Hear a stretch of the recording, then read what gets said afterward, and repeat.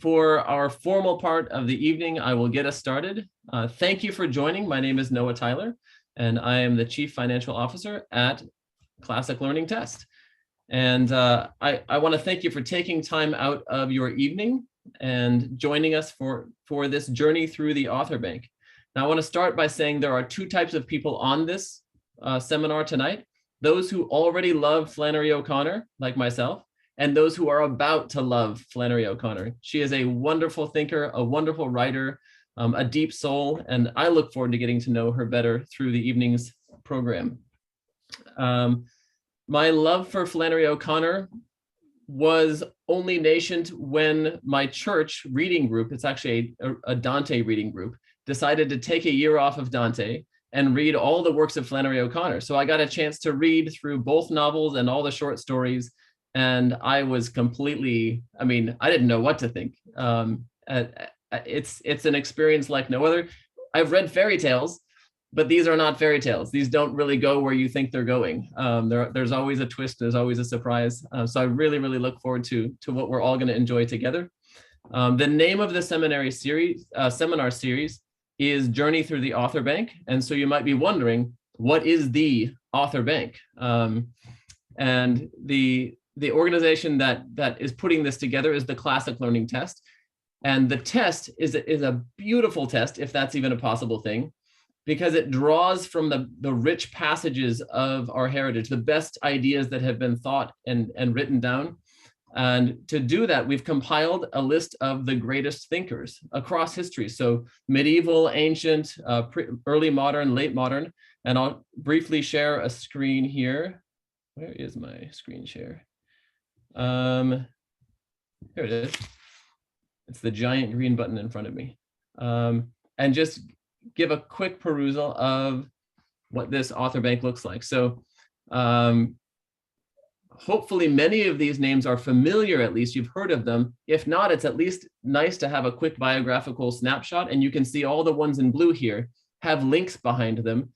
And you can click through, this is all on cltexam.com/authors. You can click through and read a short blog post, just giving an introduction to some of the themes and some of the works that they've written.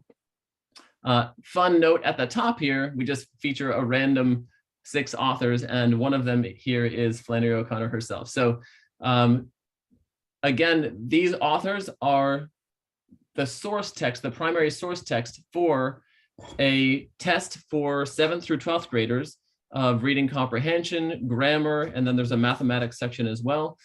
So our mission isn't to be a standardized test company. It's to reconnect knowledge and virtue, where many of the tests out there, they're trying to sterilize the test, whitewash the test, if not skew it in one direction or another. We wanted to say what is taught what is taught in the classroom is reflected on the test, and what's present on the test is going to reflect back on the classroom. And so we want to make sure that we're tying in the deepest thoughts of theology, of ethics, of philosophy, of literature, and making sure that those are ever present, introducing new ideas, new authors to young minds. That is our mission, and we're happy to really partner with Wyoming in formal and informal ways to accomplish really that common mission. Tonight we have 2 presenters. The first is Tiffany Schubert. Is that your last name? Yep. And she has a delightful background. Your undergrad is Hillsdale, is that right? All right, undergrad at Hillsdale, and then you went on to various adventures, but eventually went to U Dallas. I have a special place in my heart for U Dallas because my first office mate was a U Dallas grad, and his deep Thomistic philosophy helped keep me on course as my faith was sort of hitting the rocks in some ways. So that kind of drew me into that. And then Tiffany, if you would introduce your colleague, Adam. So this is Adam, who is also a graduate of the University of Dallas. Beautiful. We were both in classes together, and now we're both here teaching at Wyoming Catholic. Excellent. And with that, would you begin the formal presentation of our journey through the author bank on the person of Flannery O'Connor and her great work? Yeah, absolutely. Love to.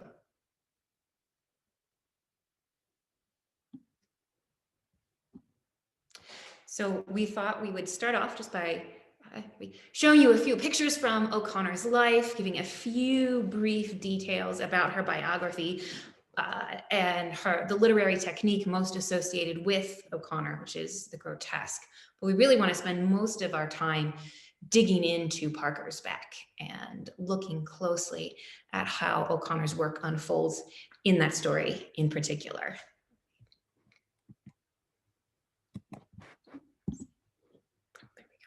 Okay, so this is a self-portrait that O'Connor did in 1954. This is during a moment of intense sickness for her. So you can see that there's kind of distortion to the features, but a sort of severity with the halo around it and the bird beside her. It really captures something about O'Connor that hopefully will sort of become clearer as we move forward. This here is a picture of O'Connor with her peacocks, which features so prominently in The King of the Birds. And of course, peacocks are also in Parker's Beck as well. So they're a bird that's very, very dear to Flannery.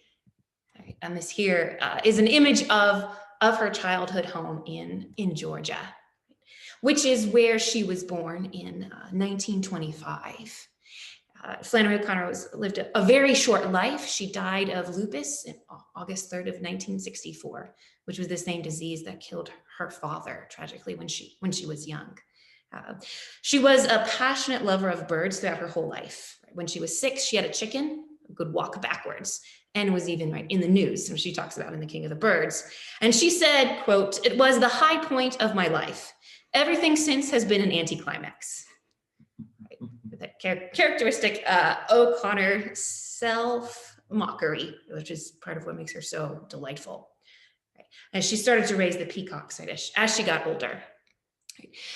O'Connor was a little bit, of an odd bird in the South. She was a devout Catholic living in a mostly Protestant region of the country. She went to college there. She left the South and she went to the University of Iowa to get her Master's of Fine Arts. But she had to return to Georgia after she was diagnosed with lupus. And this is a hard moment in her life. She's just beginning to experience literary success in the North, connecting with intellectual friends, and then she has to return back home as an invalid to live with her mother, who was not an especially intellectual person. And we talked about this before the seminar began. And if you've read Good Country People, the relationship between Hulga and her mother would be something of a model for O'Connor and her mother. So she spends the rest of her life in Georgia. This is where she dies. She publishes 2 novels and 2 books, or 2 collections, of short stories. And Parker's Beck is in that final collection, Everything That Rises Must Converge, which actually wasn't published until her death. And in fact, she worked on Parker's Beck in the hospital as she was dying. So the work that we want to focus on really is a last masterpiece from O'Connor that she's writing, right, as she herself, right, is coming to the end of her life. O'Connor's work is deeply rooted in the South. So in some deep and profound way, it actually is transformative that she returns to the South after having left it. The South, after the Civil War, had faced pretty severe cultural and literary decline. And many of the novels written sort of were focused on the lost cause, the Confederacy, and if only we had won. In the 20s and 30s, the South began to experience this literary renaissance, and O'Connor is a part of that renaissance. Although she was sort of always wanting to resist being defined, right, as merely a regional author, right, merely a Southern author. She wanted to. There's something far more universal about her. Nevertheless, though, the South is deeply important to what she's doing. Now, the most arresting, most noticeable, most shocking thing, most difficult to understand element of O'Connor's stories is the violence. Grandmothers are shot, artificial legs stolen, people are gored, they're drowned, people are attacked in doctor's waiting room, mothers drop dead of heart attacks in the middle of conversations in O'Connor. And this is, it can be very off-putting when you first encounter O'Connor. But what she's up to in this use of this shocking violence is that she transforms the violence, or the violence becomes a vehicle for grace, right? So it actually upends the self-contained lives of her characters and brings them into this place of self-knowledge. It sort of shatters their complacency and allows them to grasp reality. And this is what she calls the grotesque. And for O'Connor, the grotesque is the use of distortion to reveal the world beyond the natural and the material. And she thinks that the grotesque is something, right, that it actually awakens judgment. And she thinks the grotesque is necessary for the modern audience because there's a kind of stupor that the modern thinker, right, or modern person is in, right? A kind of materialistic, secular stupor that prevents us from seeing the metaphysical dimensions of reality. Right? And so she says, right, that there are ages when it is possible to woo the reader, and there are others when something more drastic is necessary. So in O'Connor's world, in her stories, we, the readers, are almost never wooed, right? We're whacked. Right? She's dragging us out of the cave, like Socrates does, right? But it is not a pretty process, right? It's painful. She's not an especially gentle author, but she thinks that's something that's absolutely necessary for the modern audience. Yeah, just to add to that and underline various things. Seems to me that all O'Connor's stories take place in a world that's dislocated from its transcendent ground, so dislocated from its deepest and highest meanings. And her characters, in large part, understand themselves and each other by means of cliches, utterances that one thoughtlessly says to oneself or to someone else that make one feel sort of at home, in control, self-possessed, without actually approaching reality. So not only the question of the meaning of things, but also the concrete reality of the world seems forever slipping by and away from her characters as they move about in a region of unlikeness. As Augustine puts it in his Confessions, a world that's like Plato's cave, dislocated from its ground, a world in which everything is about to turn into a tired cliche. Many of her stories' titles actually are cliches. A good man is hard to find.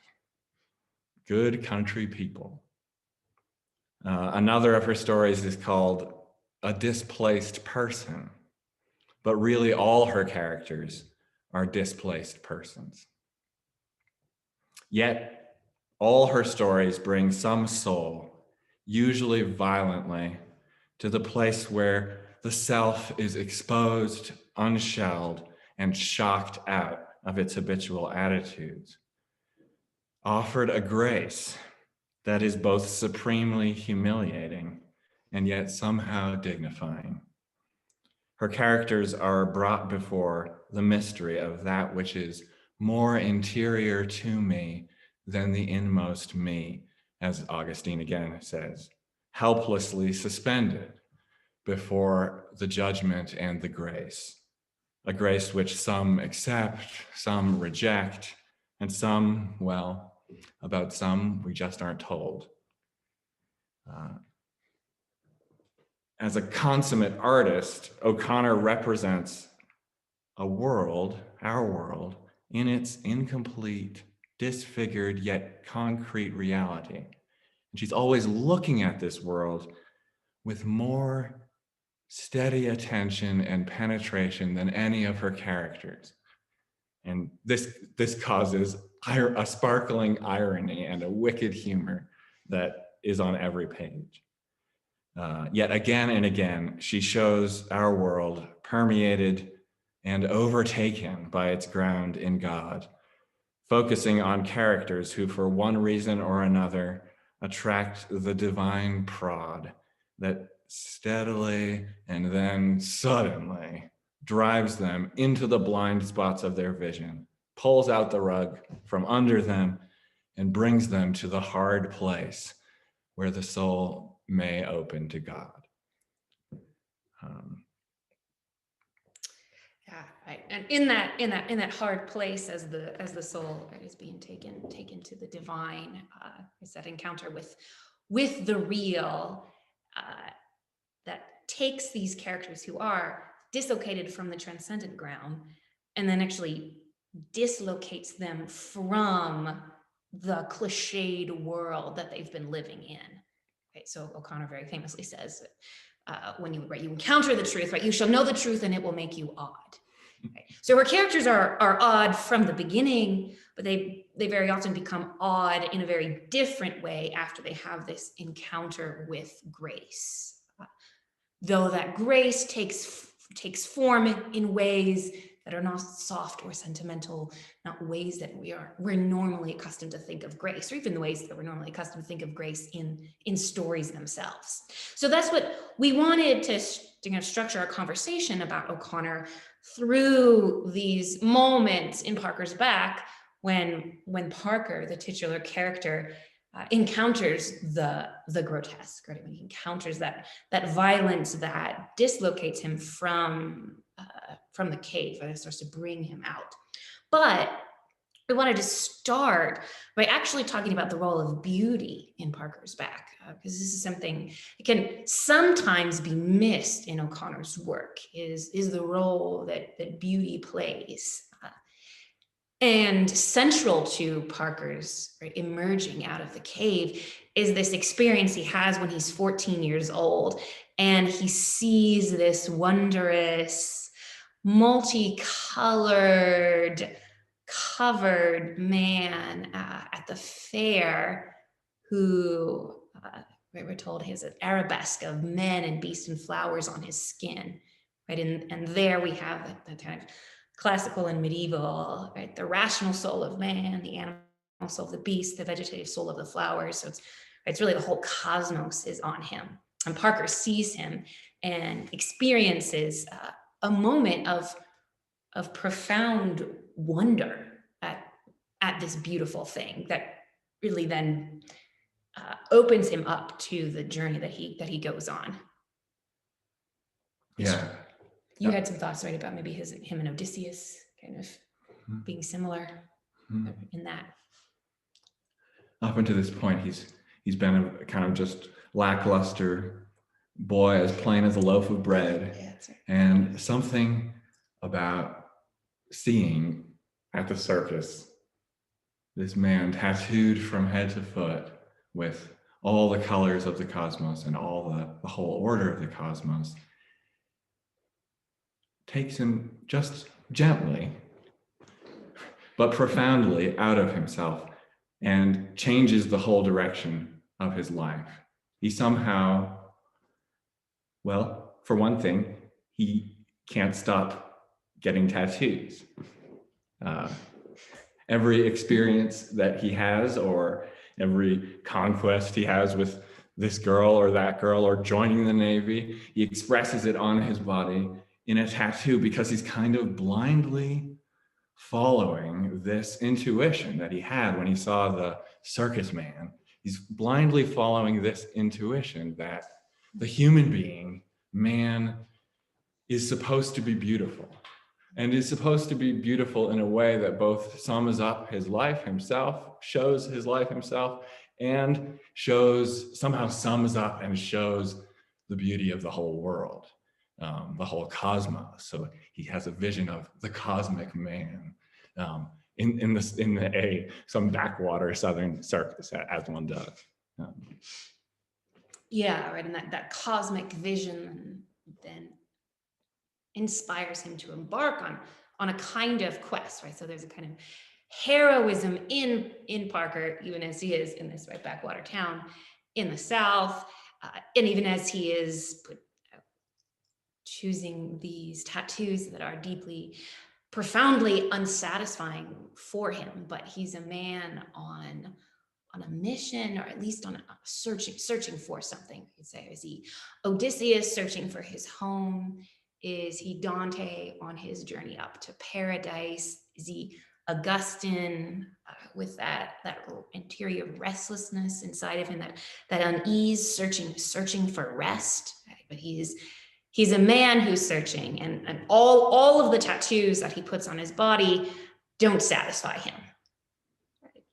Though very importantly, right, he doesn't put the tattoo. He has no tattoo on his back because he doesn't want a tattoo anywhere where he can't be seen, which seems obviously really important. That there's something in Parker that not only wanting to be part of the beautiful and have that beautiful represented on his own body, but something in him that wants to be seen in some way, which he early on in the story doesn't really have a full or a rich sense of what it means to be seen. He just has some kind of vague, half-baked intuition. Yeah, even though he has amazingly colorful tattoos, anchors and crossed rifles, a tiger, a panther, a cobra, hawks on his thighs, Elizabeth II and King Philip over his stomach and liver, whenever he surveys himself, considers himself, he finds that he's not satisfied. It says whenever a decent-sized mirror was available, he would get in front of it and study his overall look. The effect was not one of intricate arabesque of colors, but of something haphazard and botched, and a huge dissatisfaction would come over him, and he would go try to find another tattoo. And sometimes it even seems to him that these various tattoos, the panther and the cobra, are somehow inside of him fighting. They don't know how to order themselves or what they're really for. Just so I can admire myself in the mirror, or just because the kind of girls I like my tattoos, and makes things go easier in that regard. We also are told, right, that the tattoos go from lifeless things to animated things. So there is that haphazard and botched, and there's also some kind of development that seems to be taking place in the images that he's putting on his body. Right? Some kind of ascending up higher, you could say, right, the great chain of being. Yeah. Right? Even as those lively things are in fact the things, right, that war with each other inside of him, but there's something higher about them than the lifeless, inanimate, right, images that he apparently started with. Well, he has another important shift in his life after he comes back from the Navy. Do you want to take us there? Well, right, you mentioned women, right? You mentioned girls. So right, we have to get to Sarah Ruth. Right, Parker and Sarah Ruth have, right, it's a love for the ages. Right? So this is what we want to talk about, these sort of moments of violence in Parker's life, and so many of the moments of violence in Parker's life come from Sarah Ruth. So there's the first moment, right, that she very clearly appears in this story. We're told that without warning, a terrible bristly claw slammed the side of his face, and he fell backwards on the hood of the truck. Parker's vision was so blurred that for an instant he thought he had been attacked by some creature from above, a giant hawk-eyed angel wielding a hoary weapon. As his sight cleared, he saw before him a tall, raw-boned girl with a broom. So this is classic O'Connor. Without warning, sudden violence, slammed in the face, falling backwards, and lo and behold, a girl with a broom. Right? But note that the first thought he has is a giant hawk-eyed angel. So that word angel puts us into a kind of suggests a transcendent experience, right? So something from on high is coming down to him. Although the angel is not an especially beautiful, wondrous angel, but instead giant and hawk-eyed.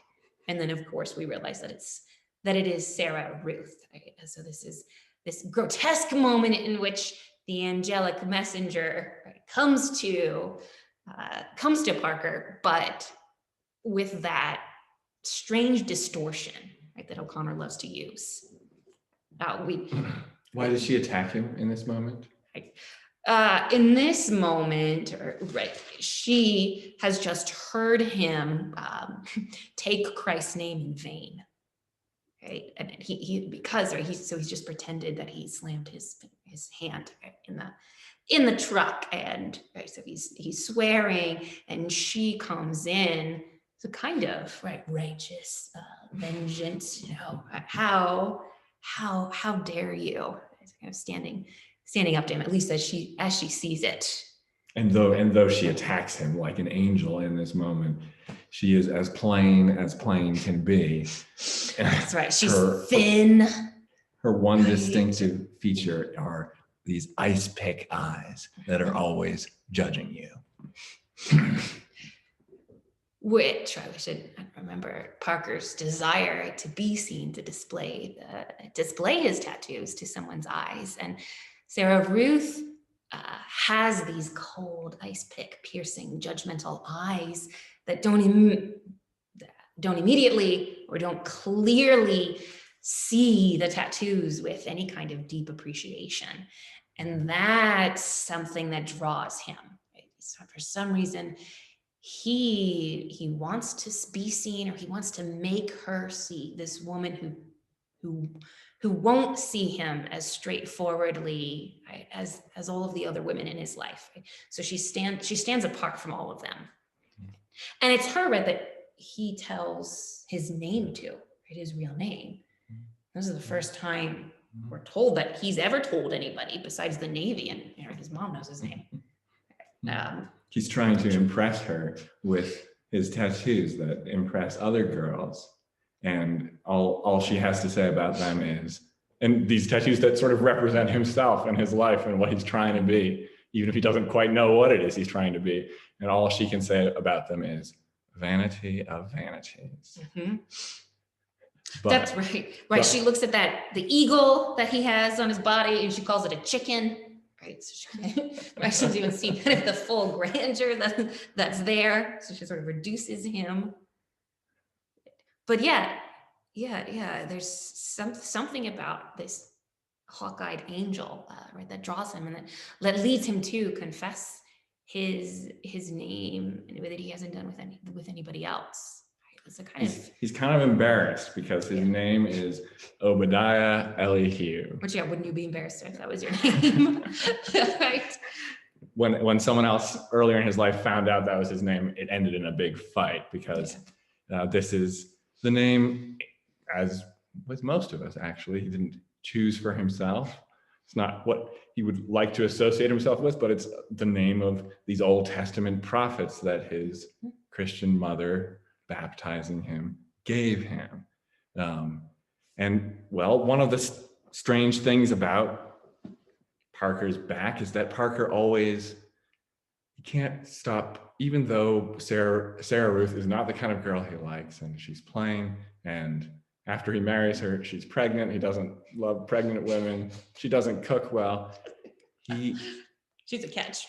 Without being able to explain it to himself, he's always coming back to her.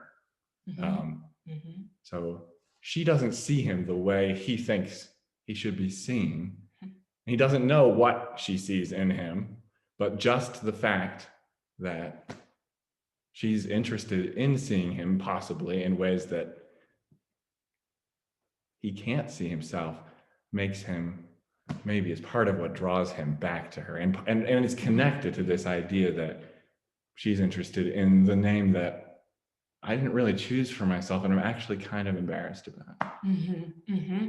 Yeah, right. So she perhaps sees some aspect of him that no one else has, or at least that she offers to him a way of seeing that is different from what he's accustomed to, and maybe is preparation for the ultimate being seen. Right. It sort of prepares him, those ice pick eyes, right, prepare him for some kind of seeing that's not the apparently crowds of women who just sort of flock to his tattoos. Right. And also not sort of looking at himself in the mirror and saying, and studying his overall look. Why isn't it good enough? But rather experiencing himself, knowing himself for the first time after meeting Sarah Ruth and forever after in the eyes of another. Yeah. Maybe right. Yeah. Kind of vision that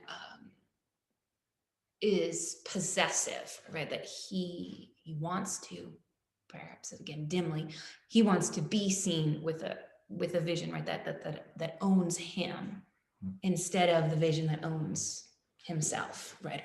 Or owns others. Right? And but Sarah Ruth doesn't love anything about his tattoos, his colors, everything that she doesn't he like thinks color. of as making him who and what he is. And so he becomes obsessed with the idea of somehow getting a tattoo, the right image, the one that would make her admire him, love him, that would move her, that would get her to see him as something more than someone whom she can just judge and talk down to.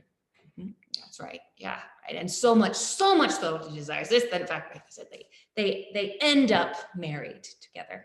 Right. Again, it's something that he finds himself in at the very beginning of the story, fairly perplexed as to how he got here. So we get a moment of violence when she pushes him out of a truck, right? And that sort of that precipitates their marriage, right? That's part of the courtship, right, of Sarah Ruth and Parker, right? Is this kind of violence. But yeah, the desire for a tattoo, like right, the perfect tattoo that will communicate to Sarah Ruth precisely what he wants to communicate, which I think O'Connor says at one point, he wants to bring her to heel. It was not an especially noble or loving motivation for this, but that desire culminates in one of the most vivid moments of violence, which is when the tractor that he's driving, right, he runs into a tree. What we're told is it seems like the tree reached out to grasp him, right? So suddenly this tree is just sort of personified, like a hawk, right, swooping down to grab him. The tree is coming down to grasp him. And this moment of bursting light gives Parker a kind of clarity, and he knows that there's been a great change in his life. As he's threshing the field or gathering hay from the field, in the tractor driving around in little squares, closer and closer to this tree, he's thinking in his mind, what could I have put on my back? A tattoo that's made not for me to see, but for Sarah to see. What could I put on my back that would bring her to heel, that would move her, would overpower her and make her see me?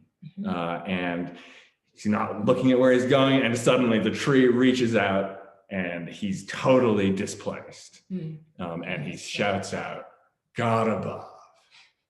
And this curse is actually the answer to his question. Something strong enough to jolt you completely out of yourself. Only something that could jolt me out of myself could also jolt Sarah out of herself so that she could see me.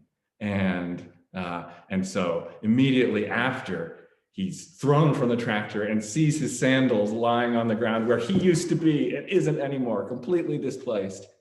He drives to town with the purpose of getting a tattoo of God on his back.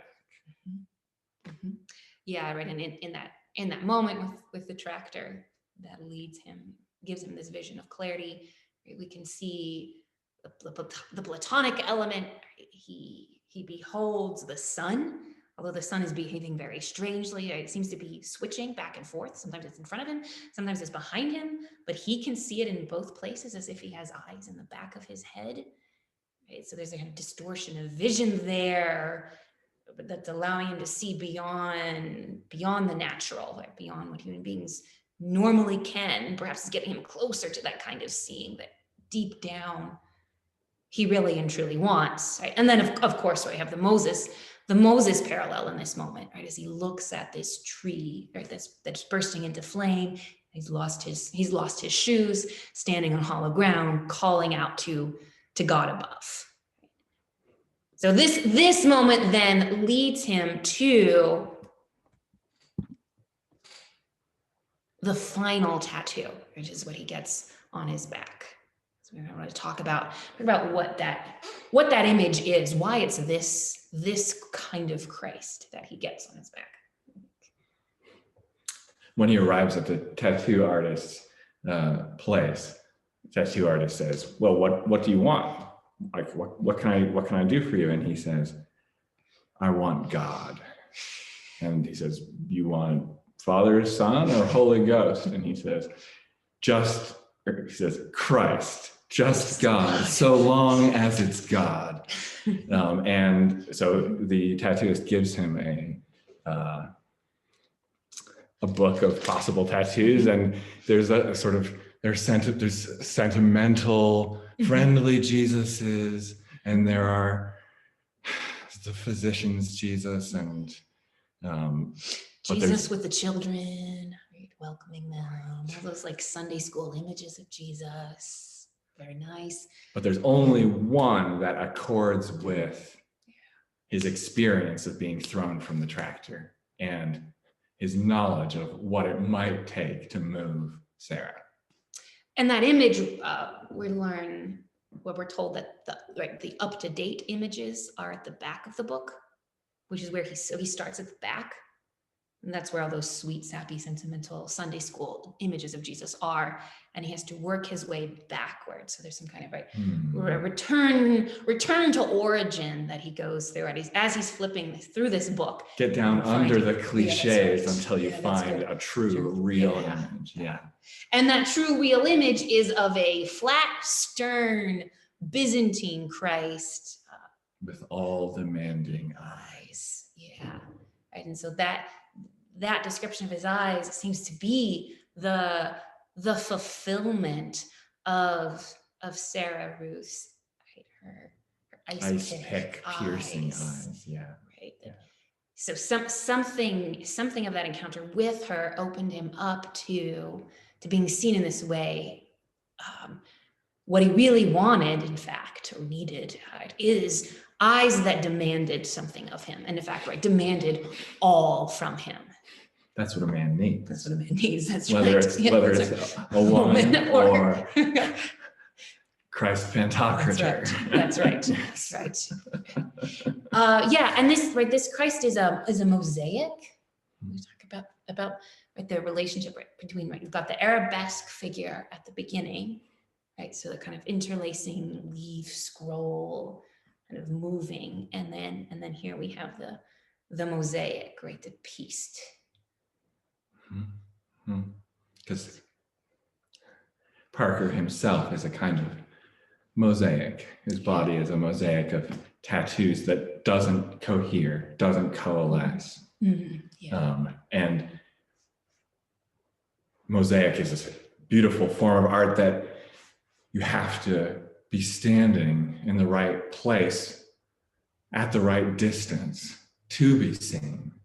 And somehow it's the eyes of this Christ that see Parker at the proper depth and the proper distance in order to see him whole in the way he has not even yet ever been whole.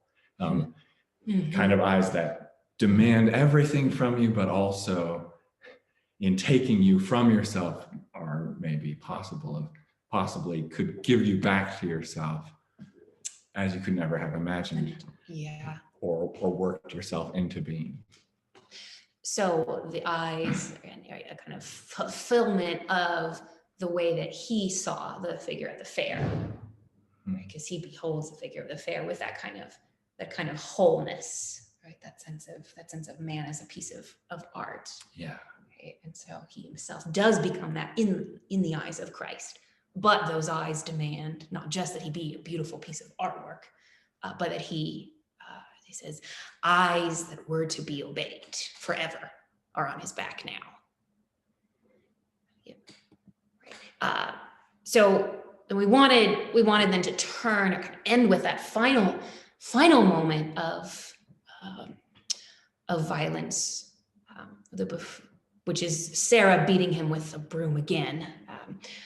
But before doing that, there's a moment between the two of them, right, where he comes back to the house. He returns, right?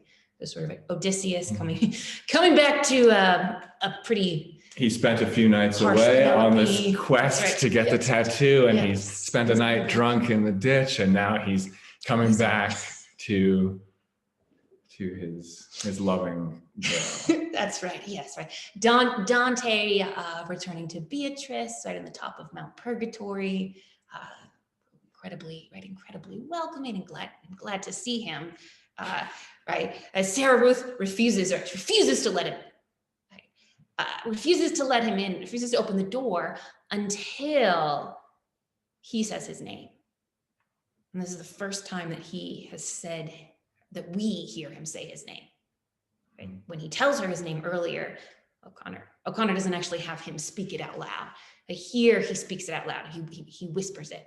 And there is this is the moment of full transformation, right? Where we learn that the light is pouring through him and turning his spider web soul into a perfect arabesque of colors, a garden of trees and birds and beasts.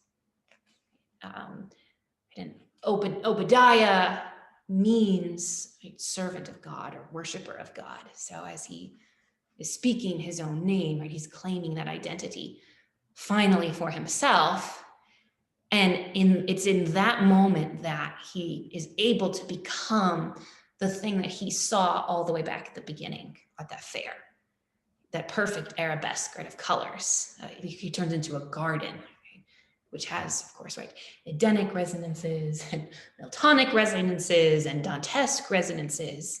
Right? But so he becomes that, but he becomes it not just externally, right? Not just the colors, right, tattoos on his body, but his soul becomes that beautiful thing. Right? And that's so it's this beautiful moment of transformation. But O'Connor doesn't leave us there.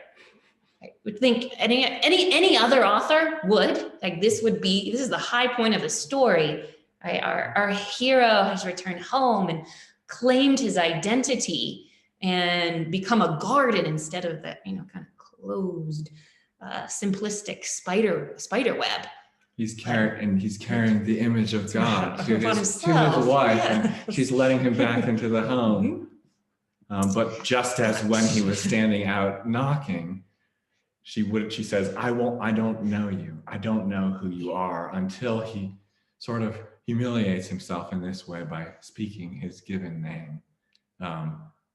Now, when he comes back to the house, he shows her the image that he's brought as himself in order to reveal himself and in order to his transformed self, because now he exists in self, these all-demanding eyes that he doesn't know what they're going to ask of him. And he tells her, look at the tattoo, look at it. I got it for you. Be moved by it. And she responds with idolatry, inflaming yourself with idols under every green tree. I don't want no idolater in this house. And she drives him out. Yeah, so what do we do with that? Why does O'Connor not leave us with that moment, right, of the transformation of spiderweb soul into garden soul, or a reunion of the lovers, right, Odysseus, Penelope-like tenderness, or right, Dante, Beatrice, after they've pushed through the hard moments and right, come to reconciliation. Instead, she gives us Sarah Ruth screaming idolatry and then beating him on the face of Christ, significantly. And when he's trying to get her look at the tattoo. He says, don't you know who it is I have on my back? And she says, no, it ain't anybody I know. It's him, Parker said. Him who? God, cried Parker. Which she can't recognize God. Yeah. She can't see that this is God. And in order, seems like in order to recognize God as he meets us in our life, we have to be able to recognize him in his creatures, in our brother and sister, however botched and incomplete and mangled they are, have to be able to recognize. Sarah Ruth has to be able to see God in her man. And instead, she sort of completes the image of Christ in him by beating the way in which Christ is approaching her in her man and making Parker bleed with the bleeding face of Christ. And so he didn't know what he was looking for when he was looking for what it would take to make him lovable to Sarah Ruth, to make him move her. And he has moved her, but he's moved her to the kind of rejection that seeking love, is always vulnerable to in the world, and most of all when it begins to learn by slow steps to imitate the love of Christ. So the man, right, who's displaced at the beginning for that uneasiness in his soul is now ultimately displaced, but for a far more transcendent reason, right? Because he has become the displaced Christ, right, on himself. So I think now we could maybe open it up to questions. It'd be a good time. Delightful presentation, both of you. Thank you so much. The banter and the laughter, I think, helps you experience Flannery and her humor and the grotesque and all of that. Absolutely wonderful to witness. There are lots and lots of questions. I'll try to pitch some of them to you. And some of them are about Flannery in general and what makes her unique. And other ones are about this story in particular and some of the images that she uses. One of the early questions is about the use of tattoos. If you were going to try to show an image of beauty, the tattoo might not be the first thing you would think of. Like, tattoos are never that beautiful, even when well done. And so why do you think she uses a tattoo? Did the story start with that as like the kernel of the idea, or why a tattoo? And there's a follow-up question as well, but I'll let you start there. Yeah, right. Is there something about it being on his body? I think that he wants beauty that is inscribed upon him. In a very rough and down to earth sort of way. Yes. People put tattoos on themselves kind of to glorify their body. And what we're talking about here is it becomes this really weird image of the glorified body when the human being body and soul is taken over by Christ. And so it's everything has to be turned around, but there's something in that little boy who's like, those tattoos are really cool, and I can be really cool too if I have a tiger. I sort of am a tiger. I am a tiger. I am an eagle. Yeah. Right. And there's something about the tattoo and the way that it images forth something about the self, and then becoming an icon of Christ at the end. Sign of identity. Yeah. Right. And right. So it's again, like she does this so much in the story. It's a half step towards the full truth that the human body, the human person, right, is an icon of Christ, right? And the tattoo, it is Parker blindly groping for that reality. And also exactly the kind of thing that Sarah Ruth could be calculated to disapprove of, right? Because she, in her sort of narrow religious perspective, can't see anything bodily or anything actually really human as in relation to God, and so she judges, and all the more so a tattoo. Like, what form of heathenism? And so it's kind of perfect. She's a Protestant. So follow-up question on that. In an age where, this is turning general, in an age where tattoos are very common, you can see tattoos everywhere, and maybe culturally we see grotesque things everywhere on the news. Is Flannery less shocking today for the fact that there's more grotesque things around? We aren't as shocked, or do you think she's as shocking as ever because you're in her story?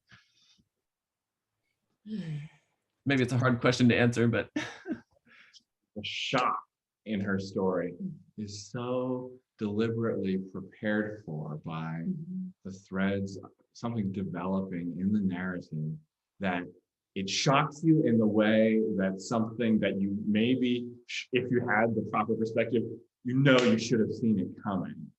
And that's Flannery O'Connor's art, that she restores to the shocking shock value. You can't just like put together a whole bunch of shocking things and then say Jesus loves you and have a Flannery O'Connor story. There's something in her art that builds up in a way that we're inside of what's happening with Parker, and then this comes and we really feel the shock as a shock for the first time. So we're actually, she can help resensitize ourselves to the things that should move and shock us.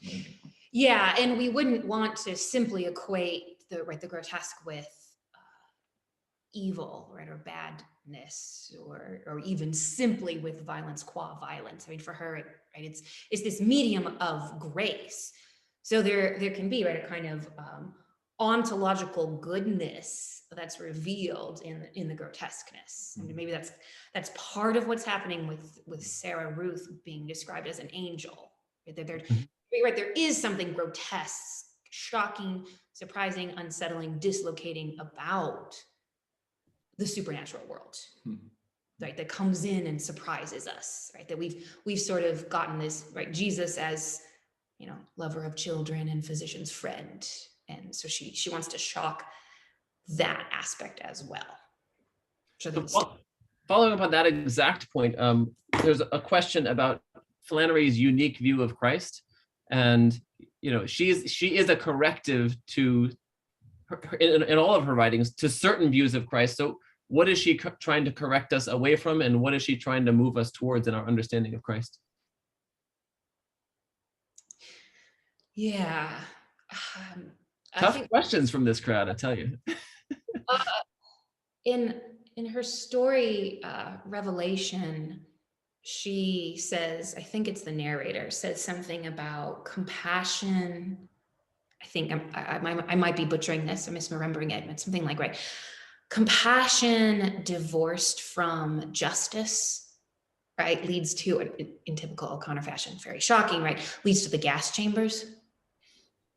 There's something that she sees in the modern world about this exclusive focus on the softness of Christianity, the softness of Christ, that is morally incomplete. Right? So that you need the justice, you need the all demanding eyes to be obeyed, to be submitted to, something that you, again, right, with your gaze can't appropriate, but appropriates you, right, that possesses you. Compassion without, I can't remember if it's justice or truth or something. Yeah, right. Something like very harsh, right? Severe. Like, we don't want unbending. We don't want to feel pain ourselves. We don't want to feel discomfort ourselves. We don't want to see other people feel discomfort and pain. Right? That's a nice thing, that I don't want to see you in pain. Yeah. But what that leads to in the all end is legs. the painful and discomforting aspect of reality out of my view, put it in finally euthanize it, put it in a camp. Don't, it's much harder to actually deal with the physical and moral disfigurements that are in human beings, and to bring them a love that says, there is something broken and disfigured here. There's also something to love here, and I actually can't love that which is to be loved here unless I recognize its disfigurement. So that's one side of it. The other side of it is a kind of angelic sort of religion that Sarah Ruth is a good example of, where God is perfect and he has nothing to do with us imperfect worm-like creatures, and so there's only judgment. And but the whole challenge of loving God and loving your neighbor and loving God in your neighbor is to be able to see shining through the imperfect and the disfigured the divine possibilities and the divine realities of this person. And right, that's what Sarah Ruth at the end is being asked to see in Parker, but instead she beats him and then tries to get the contamination of him off her, because she wants to live in this completely pure angelic religion.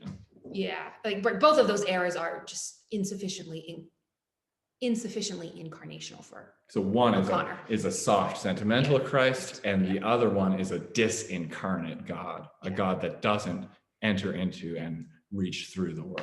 But that soft, sentimental Christ is not incarnate in the messy brokenness. Both of these are, one of these lies like a secular person is tempted to, and one of these lies a religious person is tempted to, and O'Connor undermines both of those attitudes. A question came in: is there a kind of more mundane, less violent story that she writes? Is she pretty universally kind of using these techniques of the grotesque and the shocking, or does she just tell a nice story at some point in one of her books?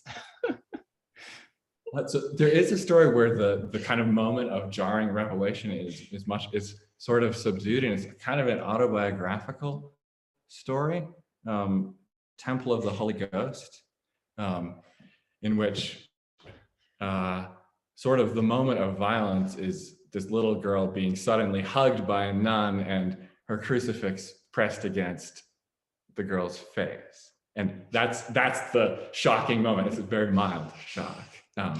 Being hugged by a nun can be, I'm sure that could be a formidable experience, but and crucifix.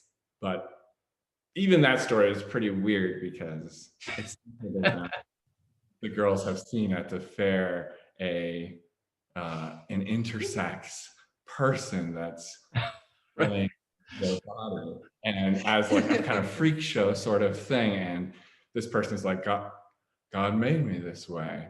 I accept that I'm made this way. And this gets into this child's imagination. It's only finally resolved with this sensing the crucifix on her. So you can't get away from. Yeah. It's gonna be at least weird.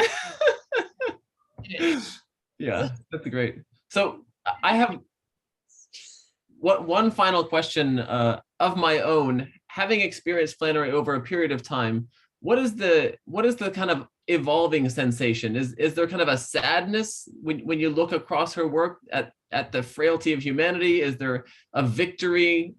What do you see in the grand scheme of things as you kind of steep in her work and reflect on it? What's the mood?